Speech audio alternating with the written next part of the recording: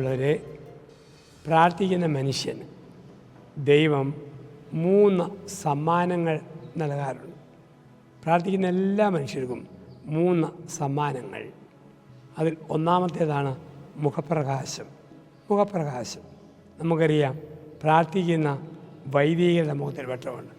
പ്രാർത്ഥിക്കുന്ന ഭാരതീയ സന്യാസ മുനീവര്യന്മാരുടെ മുഖത്ത് ഒരു വെട്ടമുണ്ട്. പ്രാർത്ഥിക്കുന്ന അപ്പൻ്റെ മുഖത്ത്, അമ്മയുടെ മുഖത്ത് ഒരു വെട്ടമുണ്ട്. കാരണം പ്രാർത്ഥിക്കുമ്പോൾ ഒരു ദൈവികമായ തരംഗം നമ്മുടെ ശരീരത്തിലേക്ക് കടന്നു വരും. ദൈവത്തിലുള്ള തരംഗത്തിൻ്റെ പേരാണ് ആൽഫാ തരംഗം. നമ്മൾ പറയും ഗ്രീക്ക് അക്ഷരമാലയിലെ 3 എണ്ണം. ഒന്നാമത്തേത് ആൽഫ, 15ാമത്തേത് ഒമിക്രോൺ, 30ാമത്തേത് ഒമേഗ എന്നാണ് പറയുക.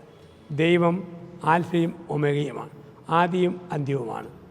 ദൈവത്തോട് ബന്ധപ്പെടുമ്പോൾ ദൈവിക പ്രകാശം നമ്മളിലേക്ക് കടന്നു വരും. ദൈവമെന്നും സ്വയം ജ്വലിക്കുന്ന ഒരു പ്രകാശമാണ്. അപ്പോൾ ദൈവത്തോട് നമ്മൾ ബന്ധപ്പെടുമ്പോൾ ആ പ്രകാശത്തിലേക്ക് നമ്മളും ചേർത്ത് വെക്കപ്പെടുകയാണ്. അതിൻ്റെ ഫലമായി മുഖത്തൊരു ചൈതന്യം. നമ്മുടെ ഉള്ളിൽ കോപമാണെങ്കിൽ മുഖം ഇടിമിച്ചിരിക്കും. ഉള്ളിൽ നിരാശയാണെങ്കിൽ മുഖം വരണ്ടിരിക്കും. ഉള്ളിൽ എപ്പോഴും വിദ്വേഷവും പകയുമാണോ മുഖം വീർത്തിരിക്കും. ചില മനുഷ്യരെക്കുറിച്ച് പറയാറുണ്ട്, കെട്ട മനുഷ്യൻ. ഉള്ളിൽ വെട്ടമില്ല, വെട്ടം കെട്ടുപോയി.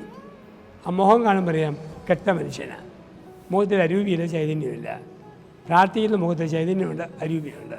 നമ്മൾ പ്രാർത്ഥിക്കുമ്പോൾ ഈ ഒരു കരുത്ത്, ചൈതന്യം നമ്മളിലേക്ക് കടന്നു വരികയാണ്. പ്രാർത്ഥിക്കുന്ന സമയത്ത് ഒരു മുഖപ്രകാശം ദൈവം നമുക്ക് തരും.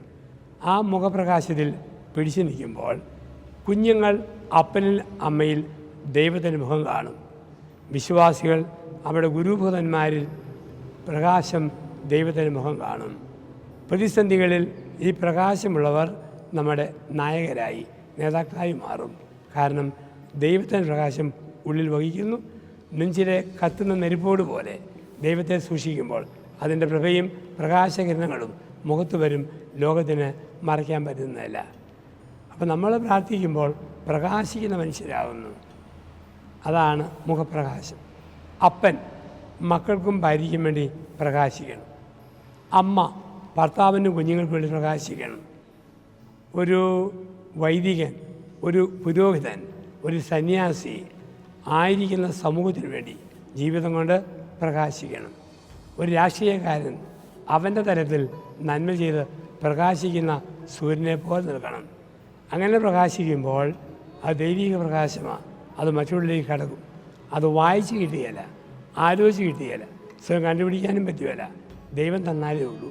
അപ്പോൾ ദൈവത്തോട് ബന്ധപ്പെട്ടോ ആ പ്രകാശത്തിലേക്ക് നമ്മളും വരും.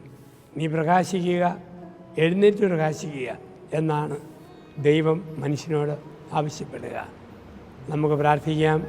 പ്രാർത്ഥന വഴി ദൈവത്തെ ഹൃദയത്തിൽ കൊണ്ടുവരാം. ആ ദൈവിക ചൈതന്യം നമ്മുടെ മുഖത്തിലൂടെ മറ്റുള്ളവർ കാണട്ടെ. അങ്ങനെ നമ്മുടെ മുഖം പ്രകാശിക്കട്ടെ. നമ്മളെ നോക്കുന്നവരും അവരും പ്രകാശിക്കും. ഒരു തിരിയിൽ നിന്നും മറ്റൊരു തിരി കൊളുത്തുന്ന പോലെ ഒരു പ്രകാശത്തിൽ നിന്നും അടുത്ത പ്രകാശത്തിലേക്ക് നമ്മൾ പോകുന്നു.